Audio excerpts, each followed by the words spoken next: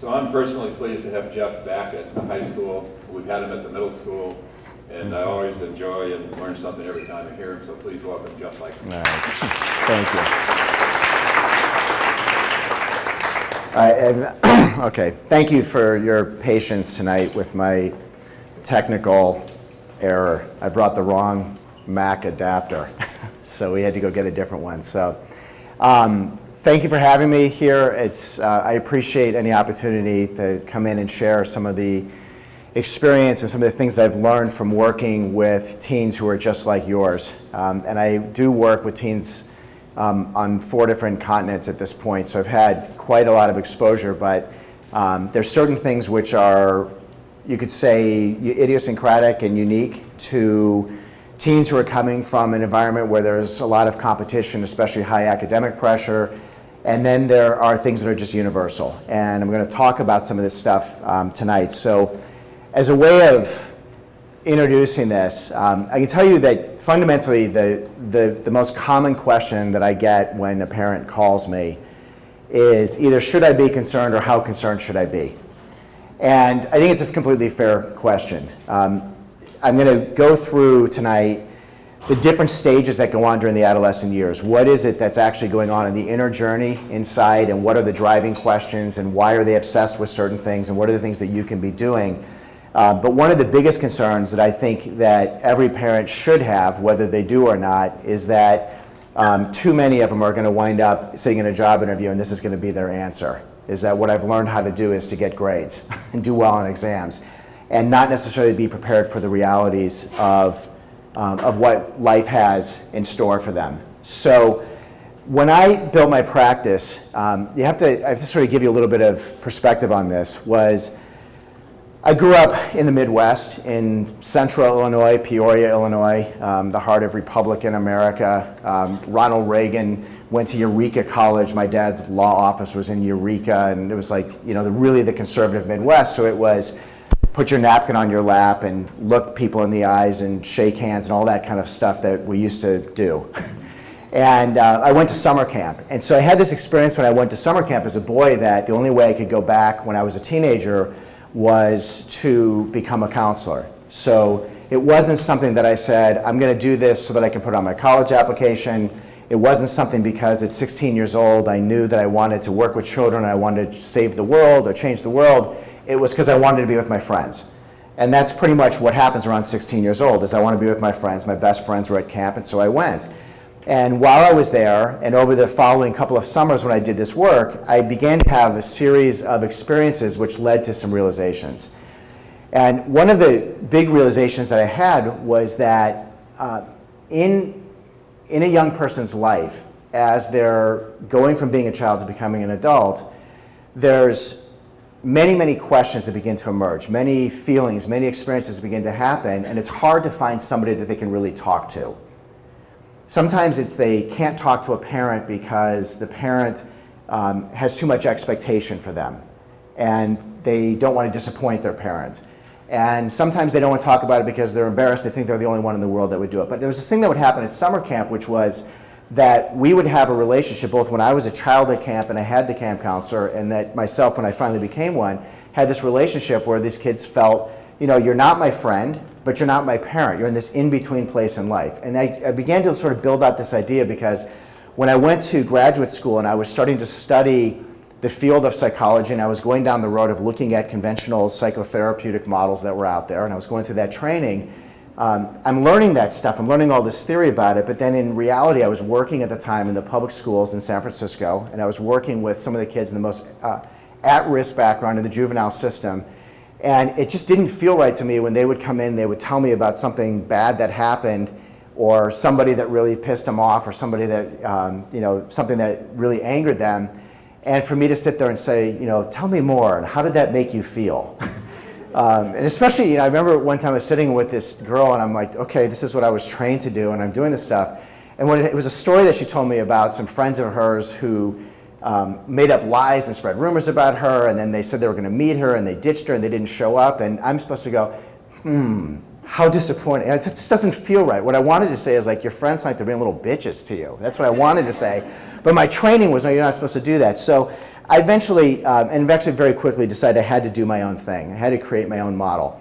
And the model really stemmed from this thing that has gone on in human history, and I'm just put some of the dramatic cinematic representations up here of Daniel meeting Mr. Miyagi, Luke meeting Obi-Wan. If any of you saw Fried Green Tomatoes, I wanted to get a female representation of this also, where the elder shows up in the young person's life and is able to give them the input and the guidance that they need in just that right moment.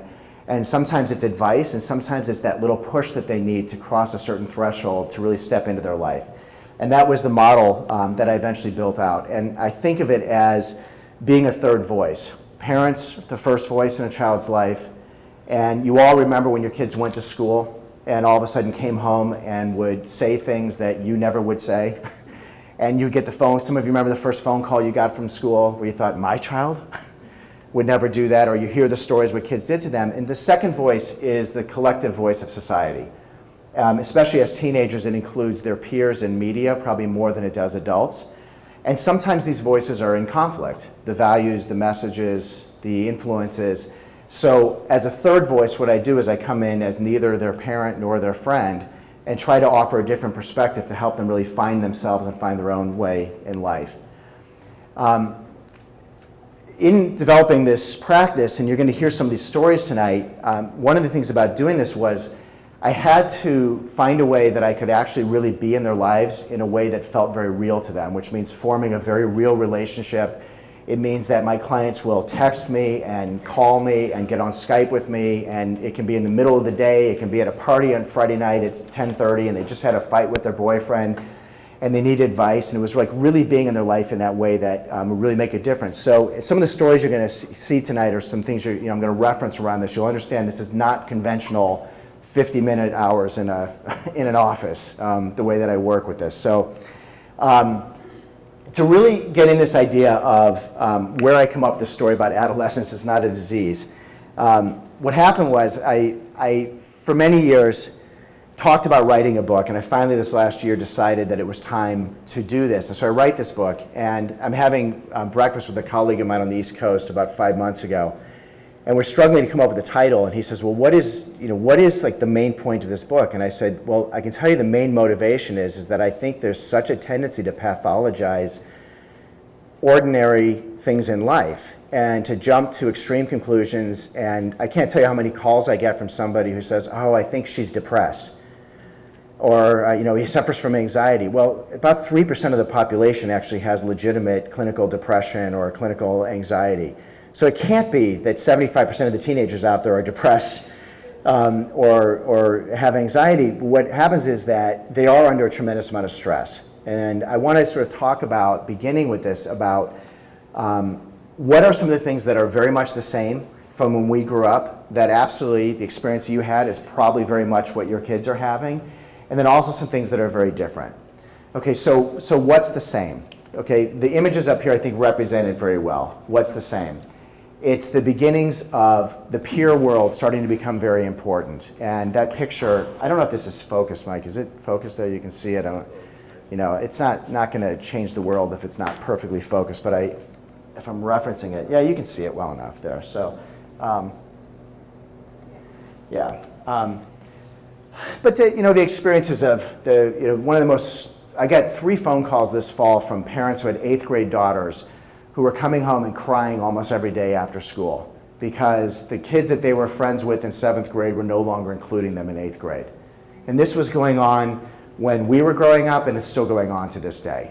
Okay, boys discovering their bodies and trying to be tough, and my parents just leave me alone, you're not cool, oh my gosh, that kind of stuff. This has been going on forever, and it's universal. Having acne and worrying about acne, and I don't know, again, I grew up in the Midwest, so my parents did not talk about sex. They just left that book on our table. Did anybody else get that book? The What's Happening to Me book?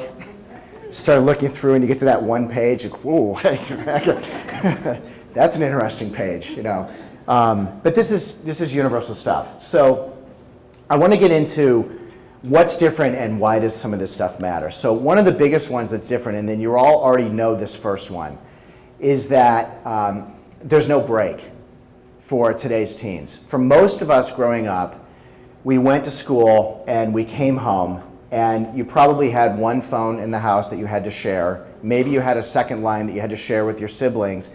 And for the most part, you come home and there's this time to decompress from all the social drama that's gone on. And you get back to school the next day and then it picks up again, but there's time to actually settle down. I had one mom a few years ago who said to me that she's gotten to a point where she spends about a half hour every day after school helping her daughter to just unravel what went on during the day socially so that she can then focus on her homework. But now what happens is, of course, because of the texting and the instant message and social media and stuff, there's no break. The other thing, it's especially prevalent in a community like we live in here, is that the school pressure, there's really no break from it. Because even if they're not preparing for whatever the quiz is that's coming up next week, then many of them are taking the SAT prep classes, or they're worrying about how their extracurriculars is going to equate to where they're going to get into college. And it's relentless. Even during the summertime, there's really not much of a break from it. So that's a factor that's quite different than it was for most of us. Another perspective I think is kind of interesting. So I came of age in the 1980s. And I'm assuming that at least some of you did here also, along with me with this, the 70s and the 80s. Think about the 1980s, just from a global political, from an American-centric political perspective, the experience that most of us had growing up. 1980 began, Reagan is elected, and 1980 begins with a group of young college students going to Lake Placid, New York, and pulling off the greatest upset in the history of modern sports. You remember this. Do you believe in miracles? Winning the gold medal. Somebody here's nodding their head that they don't know the story, but beating the evil empire Soviet Union in this hockey game that was, against all odds. And this was how 1980 began. 1989 ended with the collapse of the Berlin Wall. The 80s were, from the big picture of it, a progression from the Cold War to the collapse of the Soviet Empire, to the spread of freedom and democracy and capitalism. This was the 1980s.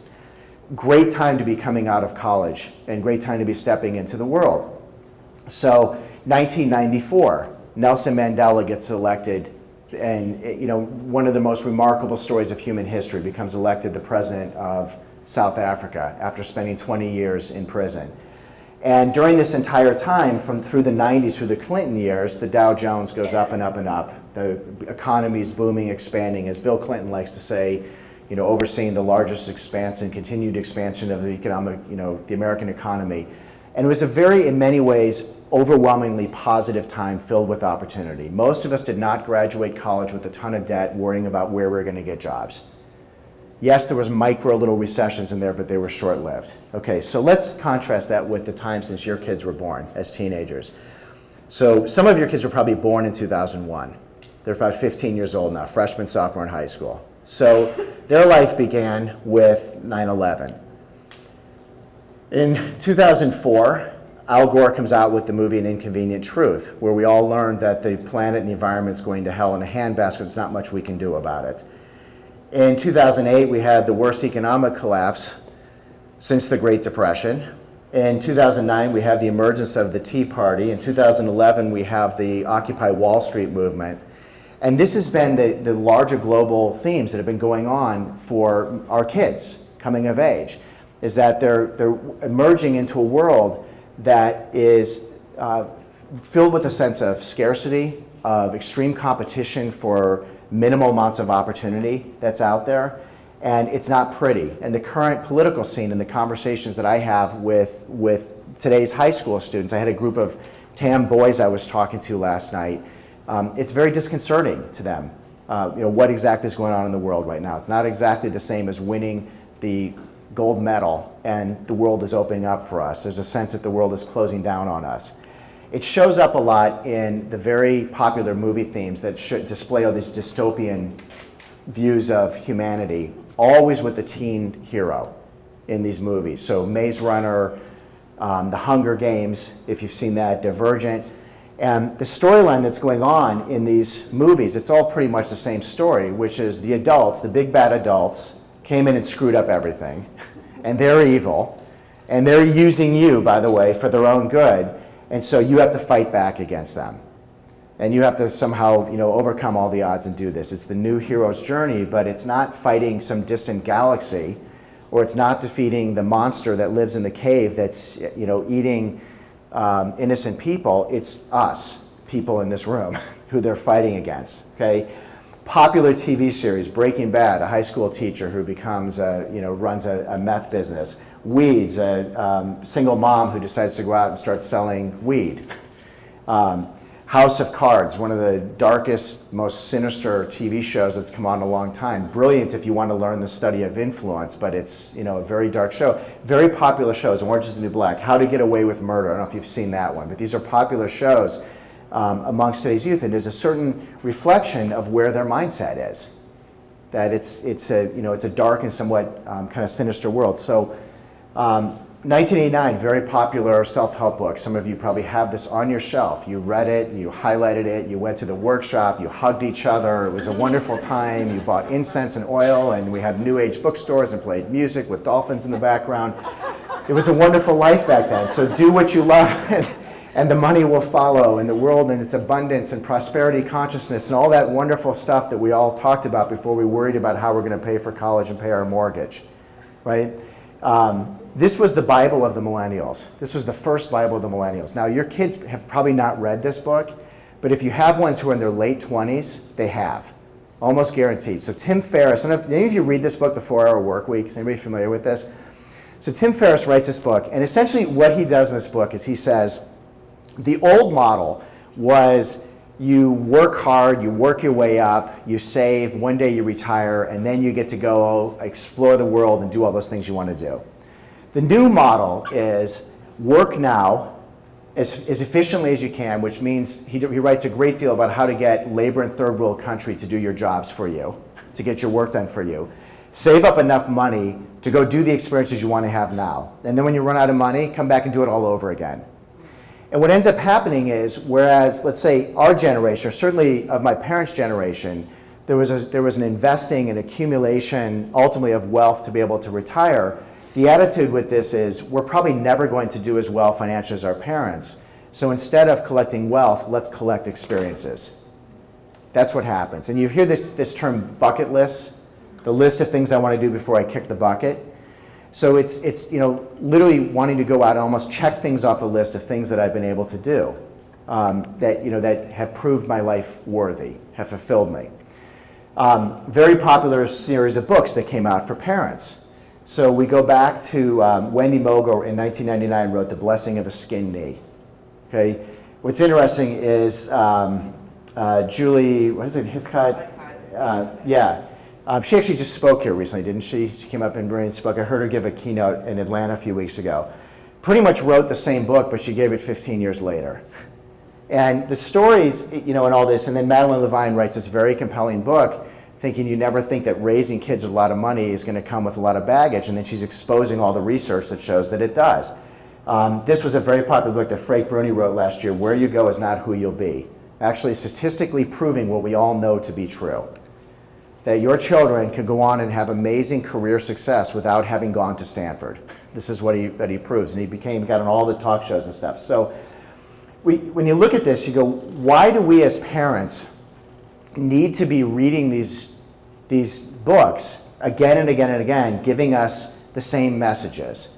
That we are, in a way, by being so protective and so concerned about them being able to be in the 1%, that we're, in essence, taking away their ability to actually grow up and become adults. This is the thing that's going on. One of the other things that became very popular in the last 10 years or so is sociological books written about the emotional lives of girls and of boys. And they portray this image of girls are really scarred and struggling, and boys are really scarred and they're struggling, and the masculine archetypes that keep them from being able to express their emotions and their feelings. If you read all this stuff, you get to a point where you go, my gosh, like my kid's really fragile. And the world is really dangerous, and it's really a scary place out there. And the underlying theme of all this stuff for parents is fear.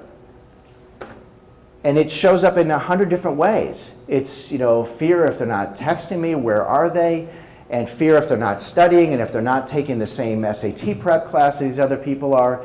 And so it goes on and on and on. What are all the different things that kids start living their lives with fear, parents start living their lives with fear?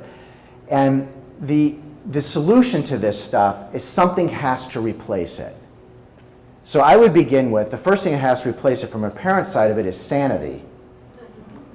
And I say that, and people, it's funny when I say it, but to a certain extent, there's truth to it. Like, I'd be willing to bet if we went around this room and I asked people how you got to the point of being successful in what you do in your lives, because you must be if you're sitting in this room, that many of you have stories that did not include going to an Ivy League school, that did not include going to one of the elite schools in this country, or that include bankruptcies, failures, huge mistakes that you made along the way, major setbacks that you had, but somehow your life manages to work out, and you've managed to get here where you are. The same is true for our kids. They're going to get there also. It's not nearly as bad as we think it is. What they need in this time, especially with so much negative stuff going on in the world, is hope and courage and confidence, and to learn the skills to be able to have impact and have a sense of direction, all these kinds of things that I'm going to spend the rest of the time talking about how do we help them get there. Okay? So I start with this because I think it's really important to be able to see the contrast between growing up in a time when you're not worried about whether there'll be a job, when you're not worried about whether you're going to be okay or whether there'll be water to drink, versus growing up in a time where it's one of the driving forces in your mind, whether consciously or in the background, and being raised by people who are concerned about that. And you can understand why kids are so stressed and on edge, and their nervous systems are so shot. This is a quote from a boy who's actually a senior at TAM now. And he said this to me when he was a freshman. We were having a conversation with a client of mine.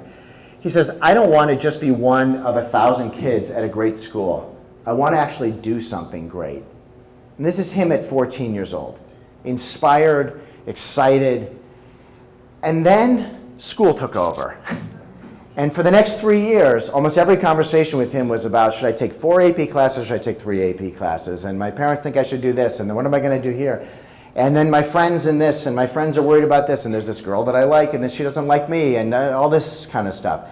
So one of the themes that I'm going to really hammer home about this tonight is this spirit of excitement, of inspiration, of wanting to live a life that counts is present in our children at birth. It's present in them when they're 5 years old and they come to you excited to show you a flower petal they just found. Remember this stuff? When they come home with a picture and show it to you and telling you a story about their friend who just climbed a tree for the first time, it's there.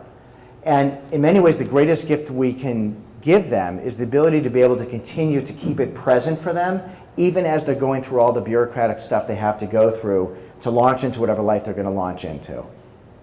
And it's challenging as they go through these 3 different stages of adolescence. So I began to put this together after 20 years or so of working with teens, where it was so predictable in a way. I'd get phone calls and I would start to meet and sit down and get to know a young teenager, I get to know a little bit older teenager, and I'd work with somebody who's in college, and the things that are on their mind, the things they're dealing with, began to become very clear to me. So if you have a son or daughter who's 7th grade, 8th grade, 9th grade, and 10th grade, so in that range of about 12 to about 15, pushing 16 years old, they're probably very much in this first stage of adolescence.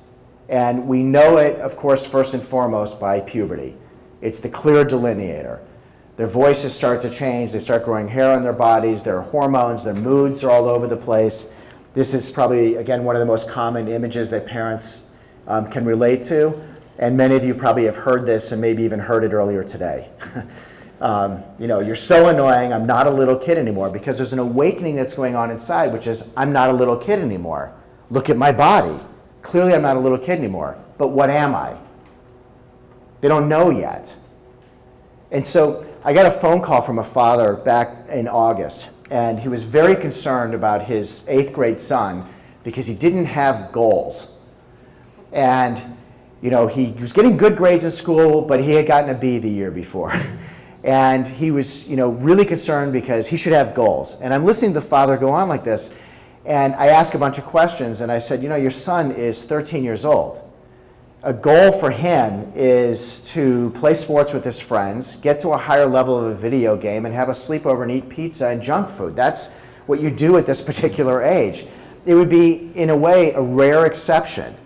I'm not saying unrealistic, but a rare exception if you have a 13 or 14-year-old who has these incredible goals for their life. And usually when they have these very high benchmark goals for their life, they're on a different track. This is the child who's going to go up and become an Olympic gymnast. You know, that child. And some of you probably have that, that's who you're raising, and you know it from a different time in life. They were not spending their time socializing. They were more concerned about perfecting their craft or playing their music or whatever. But most of them, they live in this world of puberty. And the second aspect of puberty is that it's not just their biological puberty, it's social puberty. Okay? This is on the handout, by the way, that I gave you, so it's all written down there. So it's social puberty. So what goes on during social puberty is just like their bodies are changing, their social life changes. Their social world changes. The level of complexity and detail that they start having to deal with in their lives changes at this point. And these questions begin to emerge. They're inner questions. They're not ones they're necessarily outwardly asking, but it's the driving question that goes on inside. A colleague of mine refers to it as the virtual question that needs to be answered, needs to be resolved. So the driving question of this particular stage is, am I cool enough? That's what they all want to know. They're comparing themselves to their peers. They're comparing themselves to whatever the standard is at the particular school that your children are at, whatever their immediate group around them is. Am I cool enough? What's going on with my friends? Where do I fit in the world of my peers? So here you are as a parent with a freshman in high school, and you see that they need to be studying because they have a big paper coming up, and if they don't start on it tonight, they're going to really be in trouble. And of course what they want to be doing is texting their friends and finding out what happened with this, and there's this girl and there's this boy and this one did this, and you know, they're caught up in whatever's going on in the world of their friends, because that's the driving focus of attention. But the question that needs to be resolved is, am I cool enough? Am I acceptable enough amongst people that I'm going to be okay in the social world? Do you understand this, the way I'm framing that? So in order for them to transition to this next stage beyond this, they have to be able to answer this question. So often when I'm interacting with young teens who are in this stage, a lot of what I'm talking about with them is what's happening with their friends. And I'm talking to them about, you know, the first girl that they like, or their friends, you know, who suddenly got a boy, you know, a girlfriend and now he doesn't hang out with them anymore, or the girl who suddenly got a boyfriend doesn't hang out with them anymore, and the girls who are excluding and not including them anymore. I mean, this is just the stuff that's going on, and it's just absolute obsession. So when they're older and that happens, it's actually much easier for them. But at this young age, it consumes their world because it is their world. So I get these, you know, girls that I'm working with who are going through the thing of being excluded. And the conversation that I'm having with them is always the same kind of conversation, which is fundamentally the solution to this is find the right friends. That's always the solution to it. Ultimately, in the end, that's what you're going to have to do is find the right friends. But of course, in their little world, these are the only 5 people who exist. So they have to somehow figure out what they did wrong. That's usually the drive. What did I do wrong? And of course, if they think they did something wrong, it must mean there's something wrong with them. So much of what I wind up doing with many of the young teens I work with is things that make them feel good about themselves. And I'll do this conversationally, usually by throwing 1 or 2 sentences in. Okay, and it'll sound something like this. I love when you ask questions like this because you're such a thoughtful person, and so many kids your age are not as thoughtful for you. Like when you told me the story, you added in this one particular detail, and that's the kind of thing that a thoughtful person does. So anyway, to answer your question, did you hear it there? Yeah. It, like, make them feel like that's a positive thing about them. It's a positive trait about you. And you do it enough times, and eventually they start to go, well, I'm a more thoughtful person. You know, and that's a good thing. Or, you know, one thing, I'm really sorry that this happened to you. And one thing that's always really hard when I hear somebody like you tell a story like this is it's really hard for you because you're the kind of person who would never treat somebody that way. Now, what I'll tell you is sometimes when the other girls treat other people that way, they don't feel good about it. So I'm not saying that they're all bad people, but there are people like you who just realize like that's just not the way you want to behave in the world. So anyway, I'll answer your question now. Like I put those kind of lines in there, okay? And this is the kind of thing that as a parent you can absolutely be doing. Sometimes it's that simple, putting that one little phrasing in there that points out to them something positive about themselves with it. Does examples resonate with you? Get them? Okay. Sometimes you have the child who's the one who's doing the excluding.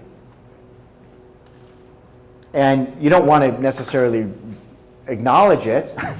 Sometimes it's hard to accept that. But even when your child's going through that stage of excluding people, I want them to start from saying, you are the kind of person who doesn't need to do this sort of thing to other people in order for you to be cool enough, for you to be, good enough in that particular way. So this is another message I start to try to weave in there. Another piece of this is many of them at this age are going through this cultural immersion. This is that second voice that I referred to, where they start thinking of drinking, of alcohol, of drugs, sex, and for them it's not a matter of, will I do this or not? It's just a matter of when. And depending on the micro culture that your kids are in, they're getting more pressure or not to do it sooner or later. That's what ends up happening. Again, it depends on the particular 8th grade class they're in, 9th grade class, who their friends are, what the team is that they're on. But very few of them ever stop and think the other way around, that maybe it's actually a matter of if you're ever going to, not when you're going to. And that's a powerful position to come to for them, is to understand that you think that doing this stuff will give you certain social status. But choosing when you're going to do it gives you a whole different kind of confidence in yourself because you're no longer a follower. Now you're actually your own leader. And that's another way of saying you're cool enough because you're a leader, not a follower. It's very subtle what I just said, but its stuff is really potent when you can time it right. You with this? Yeah. Okay? Okay. Yeah. Okay. So, you have to sort of understand the background. So this comes to me yesterday. This is a girl who just turned 16. She's on the East Coast, so you can see her name right there is Michaela. She sends me this text message yesterday afternoon. She says, can we talk sometime? Or I can text, either way. This is part of how I have to work with teenagers. So she's probably in class or whatever at the time. So, and I say, yeah, do you have time in about 15 minutes? I can call you, whatever that is. She says, okay. So I said, I'll call you in a few minutes. Now I'm going to show you the next slide because this is a real important distinction, what I'm going to show you with this. Very often with teenagers, and this goes of all ages, whether they're 13 or 16 or 25 or those of us in our 40s and 50s or older, okay? Very often, the reason that the issue is weighing on them so heavily that they have to deal with it in that moment is because of the mood that they're in. Isn't this true? Yeah. In your own lives, okay? So you're going to see, obviously, with this girl, I've established enough of a relationship with her that I know how to be playful with her. So before she even tells me what it is that's weighing on her, that she has to text me at 1:24 in the afternoon, which is 4:24 on the East Coast, okay? I already know she's stressed about something. So my next slide is I say, okay, I'll call you in a few minutes. Can I talk to you? She says, okay, I'll call you in a few minutes. My next one is, she says, okay. I said, I would call you right now, but I'm at the drive-thru for Chick-fil-A, and they give me free ice cream if I'm not on the phone. And she responds, laugh out loud, okay, no worries, and I put a smiley face. Now, the reason that I do that with her, obviously, now some of you are probably going to go to Chick-fil-A and find out if it's true. I don't actually know it's true. I read it the other day, but I was in the drive-thru at Chick-fil-A, so... But I do this, you understand, like immediately she's going to read that and her whole body is going to go, Jeff. And that shoulder drop is where I want to start from when I talk to her. Because now, whatever the problem is going to feel less engulfing to her, all-encompassing to her. And when she's in a more relaxed state of mind, she's going to be more open to whatever advice I'm about to give her. Okay, so here's what the call was about. She has her first boyfriend. She's 16. She's known this boy all year. She's at a boarding school. Okay, so it's a real small insular community when you're at a boarding school. She's known this boy all year. She likes him, and about 2-3 weeks ago, they finally made it official and became girlfriend-boyfriend. It's now spring break week, and he's texting her multiple times a day saying, I miss you, I love you. She's going away on a high school exchange program next year for a whole semester, and he's already talking about how they can make it work. They've been together 2 weeks, okay? You get this? So she calls me up and she goes, this feels like it's a little bit too much, and it's like pretty intense, and I just thought it'd be fun to have a boyfriend. I'm not like ready for love and all this stuff. And so what the conversation leads to is you need to say something to this kid. You're going to have a conversation with him. And I'm leading with this story into the next stage because she's really right at that cusp of the next stage. So a lot of times young teenagers, the way that they'll deal with this stuff is they'll make some excuse to end the relationship. They'll never deal with it directly. They'll break up. My parents aren't going to let me have a boyfriend, or I think I just want to be friends or whatever. But for her, because she's at this cusp of really beginning to decide what kind of person do you want to be, and there's experiences you have to really grow into adulthood, I said, you really need to have a conversation with them. And I coached her on what the conversation would be. And we went through it. This is the thing when you're giving teenagers advice about stuff, is you can tell them, here's how to say it, and they're going to use their own words. But they're very often in their mind's going to go, okay, but what if he responds this way? And what if he responds this way? And I'll go through 5 of those examples until they feel really comfortable with how to respond to it. Skills that they really need to learn. Social puberty. It's how you learn to start having more mature relationships. Okay? So the next stage begins somewhere between 15 and a half and 17. I never see it begin earlier. And if it hasn't happened by the time someone's sort of at the end of 17 turning 18, I'm concerned about him. And the only exception I'm going to make to this is if somebody has some kind of organic developmental issue, then it's probably going to be on a different time scale. But I can't speak of expertise about that because I don't work with that, not in depth at least. Okay, so I'm talking here just ordinary conventional growth, somewhere between 15 and a half, 17 years old. There's an awakening that happens, and it's an awakening which goes, I am my own person. Up until now, I've been who my parents told me to be. I've been who my community wanted me to be. I've been who my teachers have told me to be. I've been who I had to be to join whatever club or peer group or play whatever sport I wanted to play. I've done everything I've been told I'm supposed to be, but there's an awakening which goes, but who am I really?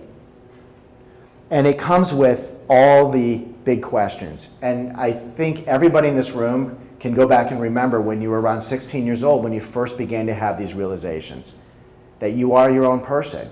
You're going to have your own opinions. You're going to have your own thoughts. You're going to do things maybe differently than your parents. You may vote differently than your parents, which is not something you do when you grow up in Central Illinois, by the way. Okay? They send you to therapy. They go, he's got a disease. Okay? He thinks like a Democrat, So, there's a pill. So these are the kind of questions that start to come up. What am I going to do with my life? Where am I going to go live my life? Where am I going to go to college? What will I major? How am I going to get there? When am I going to do this stuff? Who do I want to build my life with? Who are my friends going to be? So all these kind of questions begin to happen. And this period of time is a time of awakenings, of realizations, and thresholds. There's a story that I tell in the book about being 16 years old. And I grew up in Central Illinois. There was a show, a traveling Broadway theater group that came through town, and they did a show called Sophisticated Ladies, which was a tribute to Duke Ellington. It was an all-black cast. Amazing big band music, amazing dancing, tap dancing, performing.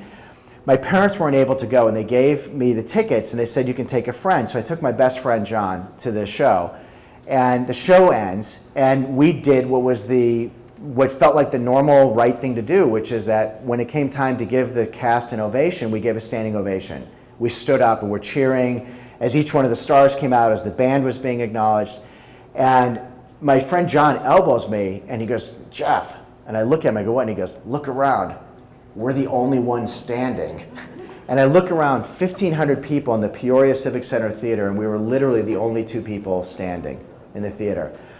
So we just stood, and we did the applause. The next morning, I'm having breakfast with my dad before school, and he says, how was the show last night? And I said, it was great, it was music and all this stuff, and I told him the story, but we were the only ones standing. And my dad kind of looks off a little bit and pauses for about 5 seconds, and he looks back at me and he says, well, son, I think it's about time you realize that you're growing up in a town where the only place a black man gets a standing ovation is on the basketball court. And as I say in the book, it was, a big piece of my childhood ended in that comment. The illusion I had of this wholesome, beautiful world where everybody hugs and there's no racism and all that stuff. But my adult life awoke in that day. And I realized, there's a really complicated world out there. Corruption exists. And racism and anti-Semitism, all this stuff happens. And our kids have been exposed to so much stories about this stuff. How many of their superstars have gone down because of steroid use? Another one, just a huge story yesterday. One of the Olympic athletes, losing all of her endorsements and all this stuff. It's the business people, the corruption, the stories, they're exposed to so much of this that their world is, I use the word adulterated, although somebody pointed out to me it's not actually the right way to use it. I love that word, though. It's like the adult world has forced its way in on them, and this element of it. But there's all these awakenings that happen. So the ones that are eventually going to happen for every one of them are the realization, number one, that my parents are not perfect and they don't have all the answers. Remember this one? Okay, some people, this is such a canned joke, but it's just true. Some people are still in therapy 25 years later trying to resolve that one. The resolution of it is you don't need them to be, but it's a big hit when it happens, that your parents are flawed. The realization they're not going to live forever. The realization that people your own age don't live forever. The realization you yourself aren't going to live forever. The realization that you're not going to be able to do everything you want to do. They've told you all along, you can be anything. Well, I realized when I was 16, I was not going to be taller than 5'9". I was not playing in the NBA. It was just not going to happen. So these kind of realizations. And it's at this age that this childhood thing gets left behind. Okay, so up until this point, you as a parent have either been the parent of a child or the parent of a child going through puberty. At this point, if you want to have a healthy relationship with your son or daughter going forward, you have to realize you're no longer the parent of a child. You're the parent of a person who is on the fast track to adulthood. They've crossed that threshold, and your relationship and your role in their life changes at this point. So they're going through all these awakenings, these realizations, and they have these threshold experiences, like Michaela having to have this conversation with this boy. If she was 13 and she said, I think I'm just going to tell him, I just want to be friends, I go, okay, you're 13. At 16 years old, you need to have this conversation. Because the only way you're going to get to a point where you're going to have the confidence, you're going to have the skills, you're going to be able to hold your own, have really intimate relationships, is to learn how to have difficult conversations. You're just going to have to do it. These are threshold experiences. Unfortunately, at an age when they need challenges like that, too often the only challenge that they're really having is academic. And it's not enough. For some it may be enough, but for most it's not. Many years ago I was on an airplane and I sit next to this elderly woman, and I was working on a book for a program I had written about boys. And towards the end of the flight, she says to me, I see you're writing, you wrote a book about boys or something. We start talking, and she says, I wrote a book about boys. And she tells me a story, which was that her husband died, and she had 3 sons, very young.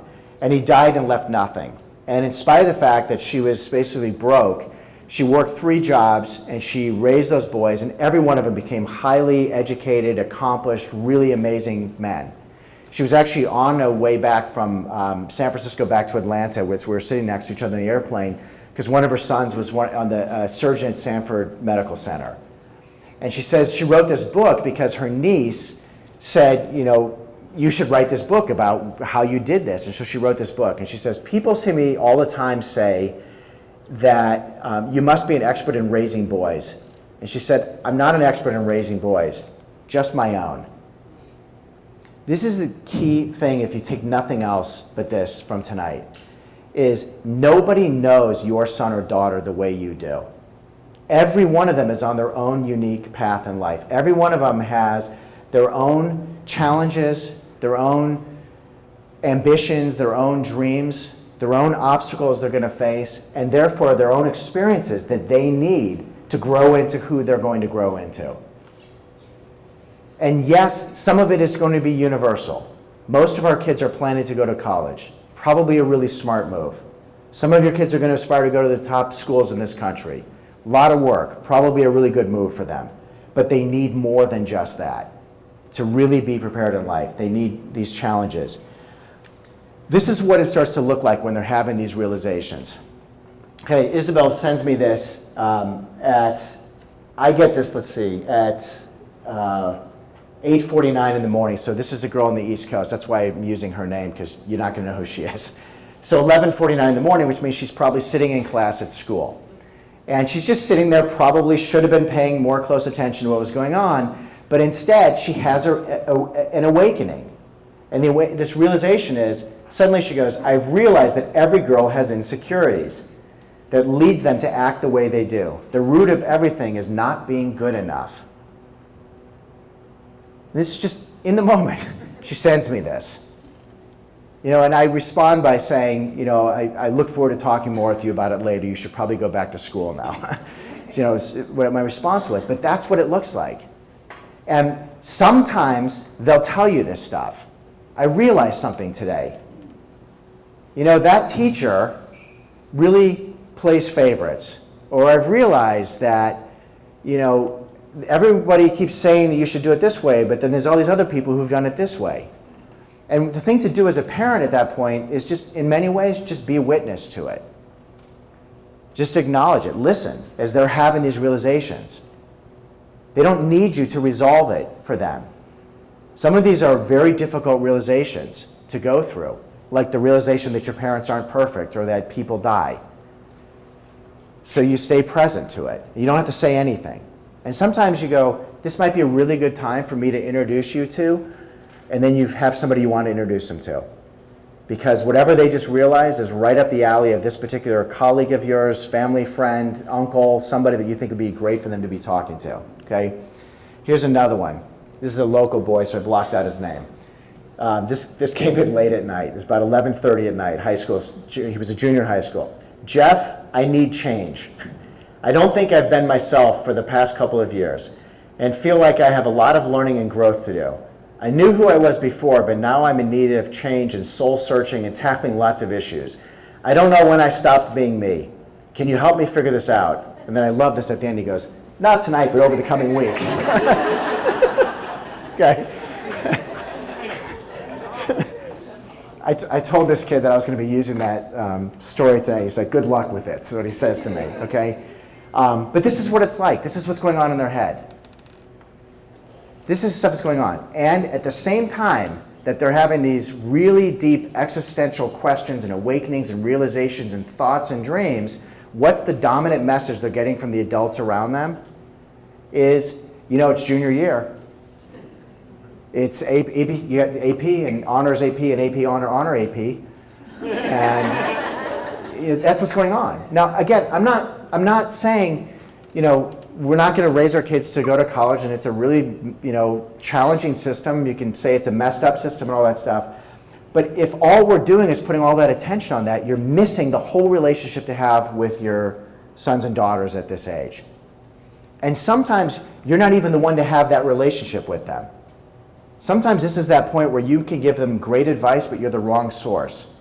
It's got to come from somebody else. They're just not going to hear it from their parents. You have too much expectation. You have too much emotional attachment to it. They're too much at that point of saying, I have to prove that I can be my own person. Therefore, the only way I can prove that is by not depending upon the people I've always been dependent upon. I've got to be more independent, so they need more outside people in their life. And this is one of the ways in which I think our current culture really misses the point about adolescence. Such an obsession with one dimension, but miss the 43 others. And a huge piece of the 43 others is the relationships with adults and the opportunities to start to feel more like an adult. the opportunity to actually have responsibilities where you actually feel like your life counts and your life matters. As silly as this sounds, teenagers who babysit and take pride in it are actually way ahead because somebody else's life really depends upon them. A teenager who gets a job not just working at Starbucks, but maybe in a position where somebody says, listen, I want you to go do some research for me and come back and report something to me, is way ahead because their contribution actually matters more than just at the level of manual labor. What's in their mind, the gift that they bring to it. This is stuff that they need at this age. And the question is, who am I? That's the driving question of this that they're trying to figure out. Okay, so they go off and they get to this third stage. This third stage can happen developmentally. People at different times come to this one, but it's the stage of commitment. It's stepping into career. I've got to go on a path. I've got to commit to something in my life, and it's a stage of commitment. So you have career commitment. Decided I've got my first job. I did all the interview process. I've got my job. I'm showing up for work the first day, and this is the driving question of the third stage: is am I good enough? Do you remember going through this in the beginning when you first started out? Will I be able to do this? Am I ready for this? This is the question that's there. And I can't tell you so many times that I'm having conversations with them. They're graduating college. They've accomplished everything they're supposed to do. They got the killer job with the consulting firm, and they're about to go the first day like, I don't know if I can do this. They've gone through teacher training. They finally have their classroom. I don't know if I can do this. Am I ready for this? This is the question that's going on. And it's when that's resolved that they finally cross this threshold into adulthood. One of the stories I love to tell about this is actually a girl who went to TAM and was a very B student, a 3-point-something student here, went to school at University of Arizona, and very hyper extroverted girl, very outgoing, joins this very outgoing, fast-moving sorority, and has this incredible sorority social life that did not involve a whole lot of going to class. And her dad, 17 different times almost pulled her out of school and all this stuff. Barely ended up graduating. She had a math class she literally had to take 4 times before she graduated from University of Arizona. In this time, she's got friends who she went to school with here who were going off to phenomenal schools, UC Berkeley, getting these really cool jobs.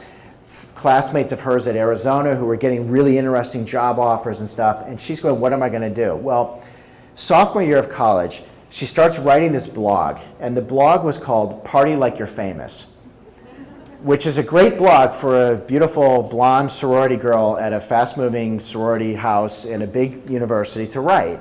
And I read more entries of it than I need to have read to know more about her life than I really ever would have wanted to know. The worst part was like her dad was reading it also. She's like, you want to talk about weird though? My dad reads it, But what happens is she has this great voice that she writes in. She's really funny, the way that she writes. And it's a mix of like edgy, but witty, at the same time. And her blog gets picked up by this big millennial blogging site that eventually starts paying her money to write her blog. Well, when she gets to the end of college, she takes the whole thing down. She wipes it clean off the internet. She doesn't want it out there anymore, which is a good move on her part. But she turns that skill of writing into getting job offers from companies that are looking for people who can write to millennials. And she ends up getting a job offer with a big PR firm in San Francisco. And of course, that's the first phone call from her. I don't know if I can do this. I barely graduated from Arizona.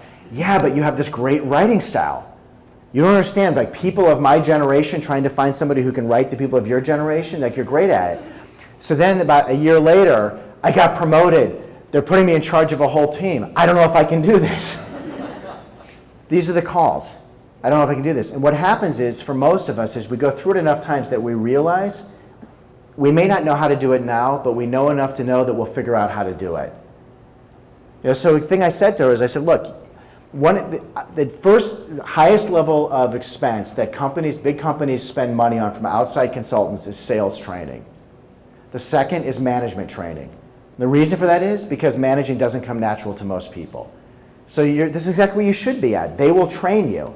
And then you start looking at who are the people around you, who are the people who can, you can draw on, that you can get advice from and get help from. And she starts making a list of people, and I go, those are your go-to people. Get advice from them.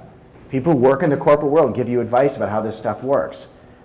So the other big piece of commitment, of course, is this one. Am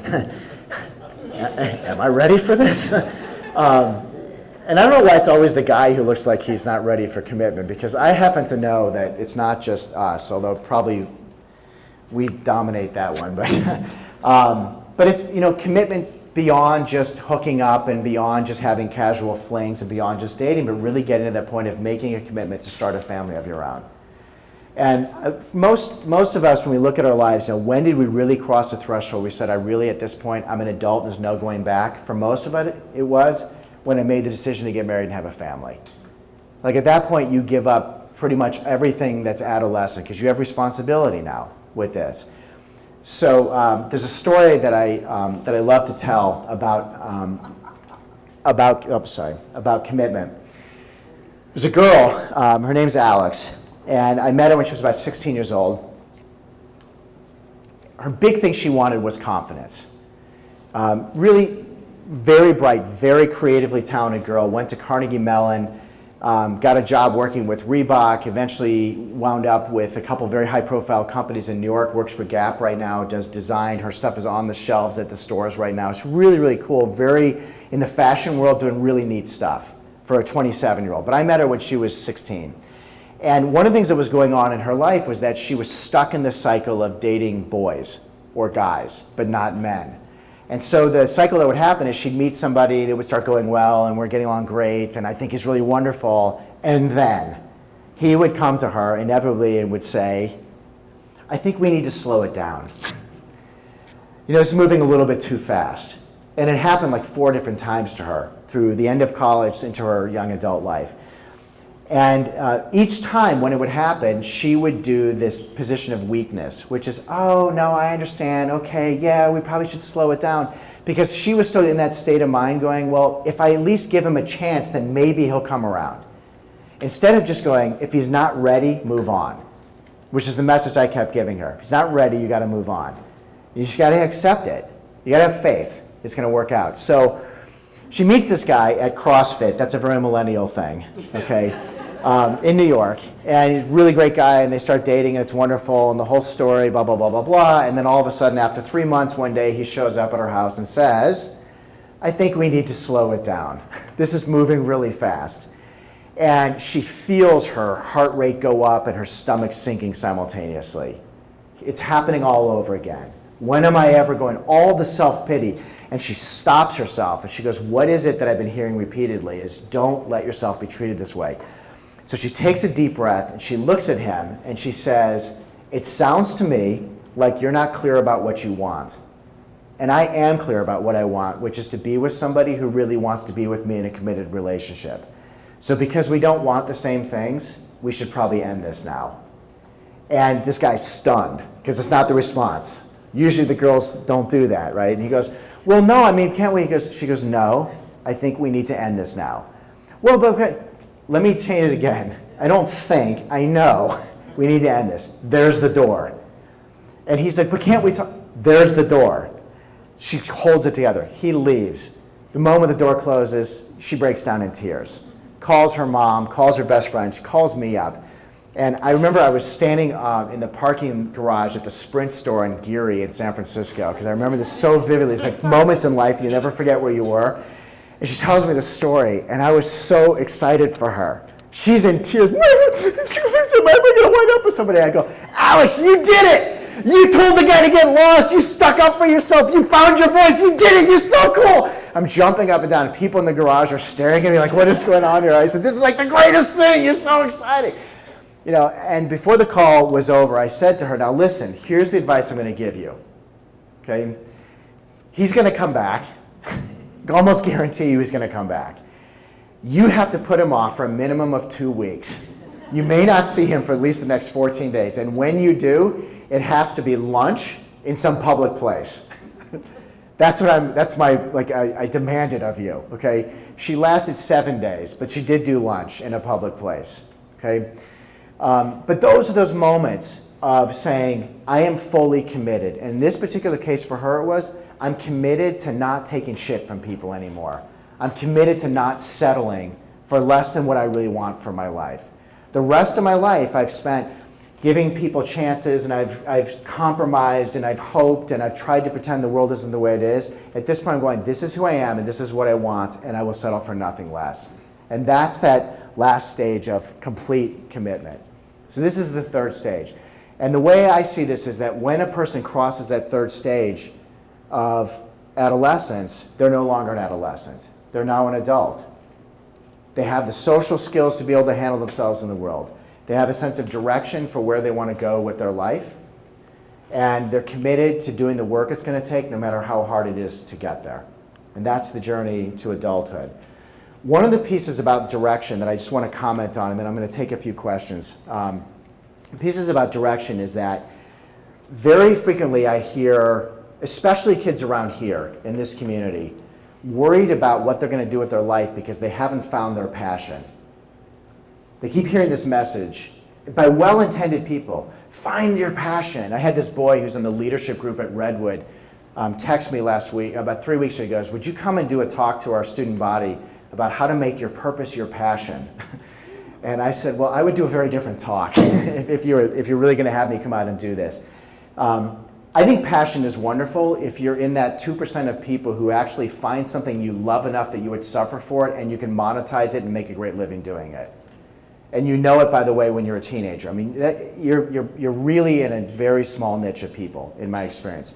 Most people, in my experience, don't really experience true passion until they have children. And then they know what it is to love something enough that they would suffer for it. But they still have amazing lives and interesting careers. So to me, the secret to it is, it's not find your passion. It's start to recognize what are your interests. What are the fascinations that pull your attention consistently? What are your strengths and your talents, your natural proclivities, and what happens when you line all those things up? So if you know at 17 years old that you just absolutely cannot stand science, give up this whole thing about going to medical school, because you're probably not going to go become a doctor and be happy doing it. You could force yourself to do it, but if you have interest in something else or 5 other interests, those are the things to be pursuing with your life, and that's where you begin to get direction. So instead of keeping all your options open, much better start eliminating options as soon as you can. If you're not an urban person, don't go pursue jobs in New York City. You're not going to be happy there. Now, if you say, I got to do it for a year because it's what I have to do for my career, that's fine. But do it with your eyes open. You start to realize who you are and make choices based on who you are that's going to lead to a life that's going to minimize stress and maximize the sense of deep satisfaction in life, both for a career and for people who you want to be with and where you want to do it. So I have a few minutes to answer some questions, and what I'm going to do is I have one story I want to close with at the end. So anybody have questions you want me to answer? Do you mentor adults? Do you know how many times I hear that? The question was, do you mentor adults? Do you know how many times I hear that? So many people say, I wish I had somebody come along and help me figure this out. First of all, one of the things is for depending on where you grew up and what your circumstances were, this whole thing about choosing what you want to do with your life is a real first world problem. Yeah. There's still plenty of people around the world who we're not finding passion, we're finding dinner. This is not a human condition. This is a modern human condition for our kids. But the other thing is that in different cultures they simplified this. There was no option whether or not to grow up or to make a commitment. You were given a job, you were given a responsibility, whether you had an arranged marriage or whether it was just okay to get married at a young age. And this, the culture held people to a particular way of life. And now we have options to have 65,000 ways of life. If you read Tumblr, you'll learn about 64,000 of them. Okay. But I hear that a lot. I have a lot of people who come and say, I wish somebody had done this, and I think that's one of the ways in which we miss it, is that there's so much that people in this room may not be able to offer to your own kids right now, but you could be offering to the sons and daughters of the people sitting next to you from your own life experience. And they might listen to you because, I'm not your mom, I'm just telling you, like when I first started working for this bank, here was what happened, I had this boss and whatever, and they'll hear coming from you. We can share wisdom in that way. So yes. You offer a lot of really good strategies about how to talk to your kids in the moment. Do So the question was, she said, I have a lot of strategies about how to talk in the moment. How do I talk about pornography? First of all, it depends on the age and how far into it somebody is. So I'll tell you, with boys who are mostly who I talk to about, in fact, with one exception, I've only had one girl I've ever had an issue with around pornography, where it was inhibiting her life, but mostly it's boys. The conversation I typically have with them, especially the younger ones in that sort of stage one kind of thing, is you can look at all the porn you want, and your parents can put filters up, and you guys know every way around it. It's a reality, But which would you rather have? Porn or the real thing? And that's that's one of those questions. Usually with I have this group of 8th grade boys. I do a group at the middle school over here in Mill Valley, and this is one of the things I commonly say to them. And they all kind of blush and their pupils dilate and this stuff. And so because you can look at all the porn you want, but porn is designed to give you this fantasy idea that every girl out there is going to look out her window and see you cleaning the pool and want you to take, that's what they're just sitting there going like, oh, what I really need right now is some guy to just come over here. But that's not the reality for a girl who's really going to let you in, literally, in any way whatsoever. They don't want you treating them as just somebody that you're going to satisfy yourself with. So you have to start learning how to actually make connections.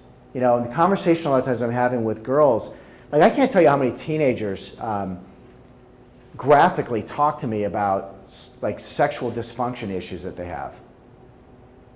Boys who can't get erections, boys who can't ejaculate when they're having sex, 17-year-olds who are healthy and athletes, and you go, what is going on? Why this shouldn't be happening? Girls who never have a good experience and they always end up feeling used afterwards. And the advice I'm constantly giving them is you can watch all the porn and it makes it look like it's just fireworks and exciting and fun. And for some people, they have an orientation to life that's how it is. But the way humans seem to be wired is, in order for them to really, really, really enjoy and get the most out of sexual intimacy, they have to trust the other person in order to really be relaxed. It's like a thing in the brain which goes, unless you're relaxed, it's not okay. So you got to learn how to build a trusting relationship. And when I say this, they go, oh, this makes so much sense. I thought I was just asexual, or I thought there was something wrong with me, and then they go and approach it differently. So this is how I talk about it. That stuff will never get you one step closer to the real thing, and it'll actually probably make it worse if you watch a ton of it, because you're so far, sitting with a girl and you're only seeing the screen and not seeing the person, that you can't read any of the signals you have to read to actually make a relationship with them. And it can be, for some people, a really severe, debilitating addiction. It's a dangerous one. For most, it's an accelerated version of when I used to look at Hustler when I was at summer camp and act like I thought it was really cool when I didn't really get any of it at that point. So yeah. So talking to your kid who has really disappointed you, a behavior or something that they've said or done, can you talk a little bit about that? How to communicate that you're really disappointed in them? How hard do you come down on them? What kind of wiggle room do you leave? Well, without more specifics, it's hard to address it because I want to know how old. The I'm disappointed line you pretty much get about twice in your life. Yeah. With a child, you've really disappointed me. After the 4th or 5th time, it loses, the impact of it. So if you used them up when they were 9, you don't really have a whole lot to, play at that point. It's also, when somebody's around 16, 17 years old, at that point, it's much more important that they start learning how the world works and less about how you feel. Right? So it's, look, I'm disappointed. It's not, the way that I want my kid living in life, but you need to understand whether you agree with me or not, based on my values and the way that I live, this is what happens under those circumstances. You want to have access to the car, you want freedom, you want, all this kind of stuff. Not going to happen in my home. And whether you want to apply it towards me or whether it's you want to drive the car as fast as you want to drive, up Camino Alto, The law is the law the way it is. You have to learn how the world works. You got to live in the consequences. So using too much guilt generally backfires. It either generates a massive amount of resentment, or they internalize it and it goes into shame, and then it's just a debilitating way to live life because they start trying to please everybody, as opposed to just objective. You make your choices, I got to make mine. But now I'm talking about a 16, 17, 18-year-old. Okay?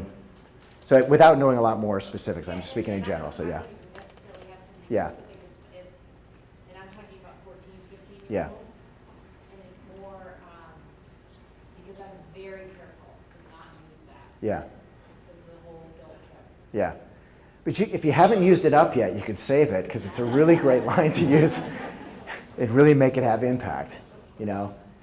My father, when I was a senior in high school, comes in my room one night and he says, "You and I have an appointment tomorrow." I'm like, "For what?" And he says, "Come out to my office, 4:30 tomorrow." I don't know what it's about, so I drive out to my dad's office, and his secretary has me sit there and wait, and invites me in, and he says, "Over the last year, you hardly talk. You're in your own world, you have your friends, you go out, you don't share much of anything with me, and I miss the connection with you. I feel like I don't even know who you are. I mean, I know you and I talk about sports and stuff, but I don't know what your dreams are, what you want to do with your life, and we don't talk. And it's not the relationship I want to have with you." And he timed it so beautifully doing that with me sitting in his office that day. It was like, I respect you enough that, Jeff, you're going to decide if you want to talk to me, but I'm making myself vulnerable enough to say that I want to have that relationship with you. And we were much closer afterwards. He couldn't have done that with me at 14.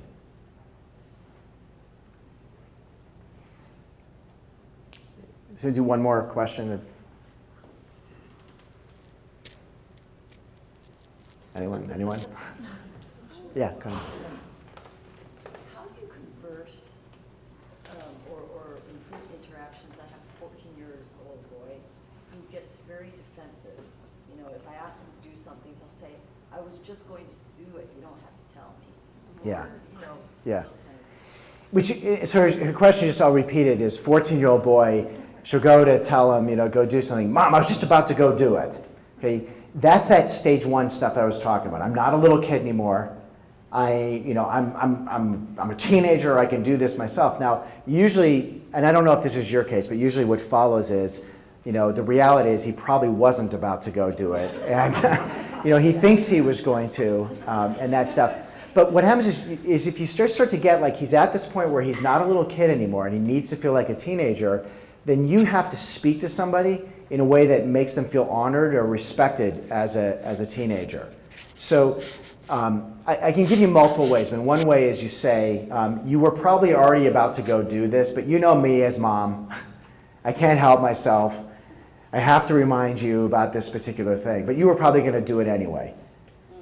So then he could say, "Of course I was going to go do it." And you let him save face and whatever. Another way is, "Look, you're 14 and you definitely don't need me reminding you of things the way you did all the time. I did when you were a little kid. I don't have to tell you to brush your teeth because obviously you don't want to go to school with your breath smelling. But there's certain things that I've noticed keep getting forgotten, like remembering to take the garbage out on Thursday nights. So what kind of system can we come up with that I can actually help to remind you, because you have a lot of other things on your mind also, like with school and basketball and that kind of stuff." So it's that kind of conversation with them where you're talking like, we're going to make this decision together. When you were a child, remember I said you parent a child, you're making the decisions for them. You're parenting a child who's going through puberty. You're still making the decisions for them, but you make them feel like they're making their own decisions as much as possible. And when they're at the point where you're parenting somebody who's launching into adulthood, you have to give them the experiences that they need, including the resources that they need. Yeah, go ahead. My son is so strong-willed that I've always had trouble trying to, telling him what to do or feeling like I can really make him do anything. And so I've gotten to the point where what I'm concerned about is maybe I've given him too much leeway to run everything, but I've gotten to the point where tonight, for instance, he was watching TV when I left and he's got homework to do, but I said to him, "You better do this." I said, "Well, just remember to listen to the right voice in your head," because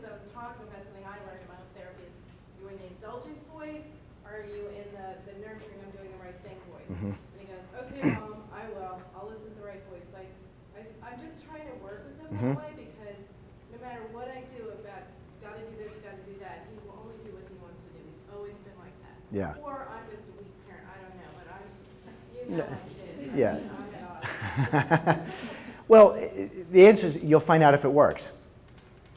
Right? That's the answer to this. And temperament's hardwired. Somebody's either an extrovert or an introvert. Somebody is very intense about things or they're not very intense. Somebody's highly sensitive or not. These are hardwired things. The best they're going to be able to do is learn how to manage. Character traits, personality traits, interests, and all that stuff is learned. They can change, they can develop. So if you're dealing with somebody who's just an intense person, who you would probably describe as stubborn and that kind of category, then you have to start to navigate and figure out, well, what's actually going to work with this particular person. And sometimes you have to catch them in the right moment because you can't do it when they're in that most intense, when they're going to have conflict with you mode, right? This is a lot of what I was saying about how your kids, like all these books that I told you, including what I've written, you have to go through and say, this works for my child and this doesn't work for my child. There isn't one way through this stuff. There isn't one right school for everybody. There isn't one right path. And I see big mistakes that some of these kids make when they are people who are not very extroverted, but they put themselves in settings where they're going to be around people all the time, which is just going to put them in stress mode. I help them, I do this a lot with teenagers, like you need to understand you're the kind of person who needs more quiet. So why, when you're choosing your college dorm next year, are you choosing to live with 7 people, you're never going to have any privacy when you could live with the one person, have a 2-bedroom suite, and and they go, oh yeah, that's really right. You have to learn to take care of yourself. This is what it is to become an adult. Okay. I told you I want to just share with you one last story that's about this whole thing, the threshold. So this boy, his name is Morgan, and I meet him when he's 16, and his parents reach out to me because he's having his first real serious relationship with somebody that he met online, which is like most parents' worst nightmare, would be one of mine also, okay? And his parents like, how do you know this is even like a real person and it isn't some creepy guy who's, whatever? And so they realize like their son does well academically, he plays on sports teams, has some friends, but he's socially a little bit awkward, a little bit kind of isolated, doesn't really know how to connect with girls, and his friends are a little bit eccentric like he is. And they realize he needs help. He's going to need to learn more how to socialize in the world with much broader range of people. So when I meet him, what he says he wants to learn is how to talk to girls because he's really shy. And a lot of boys really are. It's one of the reasons they have to drink in order for them to go chase after girls. It's one of the ways I know if they're really confident or not. Okay. And so we start talking, and I teach him story after story after story about how to talk to girls. So long story short, that summer, this is about 3 or 4 months later, his grandparents took the whole extended family on a cruise to Alaska for their 50th anniversary. So he's on this cruise ship up in Alaska, and he meets a girl. Her name was Maria. She was from Mexico. And they totally hit it off. The chemistry is there. The first time he lays on her, she lays eyes on him. And this whole thing, and he's so excited. He's got 8 days on this cruise ship with this girl, of which he spends 7 and 23 hours and 15 minutes just talking.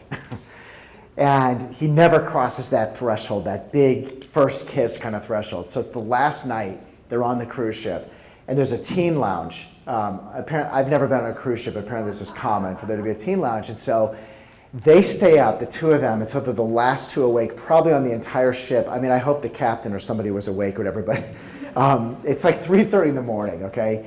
And so he comes back from this trip and he tells me the story. He's like, Jeff, man, I met this girl and we totally hit it off. And like the last night I made out with this girl in the teen lounge. And he's like, it was so cool. I finally did. I finally kissed a girl. I was like, all right, man, that's a cool story. So tell me the story. He goes, well, we waited till the last night and then we waited until everybody was gone. And then the 2 of us were just sitting in this booth. And then I like reached over and I put my arm around her and then we just started making out. And I said, that's a great story. So now tell me what really happened. And he goes, we waited until we were the last ones there. And he tells the story again. I go, Morgan, listen, that's not what happened. You and I both know what happened. What happened is you're sitting there next to her. Everybody leaves. Now it's just the 2 of you. How close were you sitting to her? And he goes, well, probably about like 1.5 feet. I said, so she's like here and you're here. And he said, yeah. And I said, so how long did it take you before you somehow made an excuse to somehow stretch and yawn and like move yourself over a little bit like this? And he goes, maybe about 5 minutes. And I said, and how long did it take you to do the next inch? Because we have to go 18 inches here, right? And so I said, so you finally get to a point where her hand is where? He goes, well, her hand was kind of like part on her leg and part on the chair. And I said, so where's yours? He goes, well, mine's like part on my leg and part on the chair also. So how much space between your pinky and her thumb? Well, there's about this much. So how long did it take you to traverse that last? And he's like, well, a couple minutes. I said, a couple minutes? He goes, maybe 15 or 20. And I said, so what was like going through your mind? And he goes, well, at first, what was going through my mind is I was so scared that I was just trying not to sweat too much and like, blush and look stupid. Because then I just got to a point where I was like telling myself, the two voices, right? I was telling myself like, you can do this, don't be a wimp, don't wimp out on this. And he goes, and finally, I just like stopped listening to all that stuff and I just put my hand over on her hand and then nature took over, okay? So there's this movie that came out recently called Paper Town. I don't know if you've seen this. It's a very coming-of-age drama. It takes place in Orlando, and it's a boy who's that boy. He's Morgan. And a girl who is this very exciting, personable, and does all these adventures and goes off all over the place and is popular. And they were friends when they were young, and then they get to high school, and she goes her own way. But he's always had a crush on her. So senior year of high school one night, 2 o'clock in the morning, she climbs through his bedroom window. And she says, come with me, we're going on an adventure. And what happened was she found out that her boyfriend had cheated and her best friend knew about it. So she uses this kid to be the getaway driver and all these different pranks that she plays on all these people. And it's very funny. This is the first 15 minutes of the movie. I'm not spoiling for you, okay? And this boy, this is like the most exciting adventure he's had in his life. This is a kid who gets together with his friends and they play video games and watch football. Okay, this is like the most exciting thing. It's 3:30 in the morning and we're driving around. And at one point she takes him to the tallest building in Orlando. And she somehow knows the doorman who lets her in. They go to the elevator, they're on the top floor, they're looking out over all the lights of Orlando. And it's this very romantic moment. And as a viewer, it's like, dude, kiss this girl, man. Like, this is so perfect. Like, here you are, it's 4 o'clock in the morning, like there. But he doesn't kiss her. Can't bring himself to do it. They drive home, and she drops, they pull up, and they get out of the car, and it's now about 4:45 in the morning. And she's going to cross the street, go back to her house. He's going to go back to his house. And she starts to walk away. She turns to him, and she says, do you know what your problem is? And he's like, what? And she goes, you live your life in this bubble comfort zone that's about like this close to your body. But everything you want is out here. That's what your problem is. And then she turns and she goes away. Okay? I love that scene. And the only thing that I would say different is that for most teenagers, everything they want is not way out here. It's really only about this far away. But the only way they're going to get there is they're going to have to step out of their comfort zone. They're going to have to experience discomfort. They're going to have to take some risk. They're going to have to be more disciplined than they're used to being. But as long as they keep going that one little bit in the right direction, it leads to an amazing, amazing life. And the proof of it is every person I've ever met who 30 years removed from their teenage years can look back and tell you how all the pieces connected to get them to where they are right now. And how each one of those difficult decisions they had to make, those challenges they had to face, led them to that point where they can finally be where they are now. And it's that story or the one of regret because I played it safe. Or the things I didn't learn until 15 years later that I wish I could have learned much younger. Okay? So I hope this was useful and interesting for you tonight. I want to just, if you give me like 30 more seconds to tell you just a few things, and then I will wrap up, and I'll stick around afterwards and speak to people individually if you want. This is what I do professionally, so if you just give me 1 minute. I have 2 programs. This is Hero Path is a program for older teenagers, 16 on up, who have to make life decision questions. We're trying to answer those questions, and it's a weekend program with a coaching component. I've done this in Europe many, many times, I'm about to launch in the United States. So if you're interested, email me, or you can sign up on my mailing list at the back table, and I'll send you information as it comes out. It's a really cool program to help them decide where's the right place for me to go to college, what's the right kind of thing for me to major in, who are the friends I should be with, that kind of stuff. The other thing is that I have a private practice, and you've heard a lot of stories tonight about boys and girls that I work with. And if something resonates with you in it, reach out to me, because I'm here, I'm local, I have an office right across the street above Starbucks. And even though I have clients all over the place, about half my clients are local. So if it's interesting to you and you think this is somebody we'd like to have in our family life, I work with parents as well. I don't just work with teenagers. I really become like an extended part of the family in the way that it used to be done. And then the last thing is that we have the book for sale. I don't know if there's copies left. I mean, there should be copies back there. And Nick, who volunteered to come in at 6:30 to meet me, but didn't realize I meant 6:30 p.m., calls me at 6:45 this morning. Where are you? So Nick has been up. I owe him probably a double espresso and lunch, but he's back there, and we're selling them for $10. They're $15 on Amazon. It's also on Kindle, which you can download. But if you're interested, they're there, so please buy them and take them. The last thing is I have a mailing list back there, so please sign up if you want to. Thank you all for having me, and Mike, thank you for bringing me in to speak at TAM. And I'll stick around if you want. I will stick around and answer questions if you want to talk about any of this stuff more, not so publicly. Okay.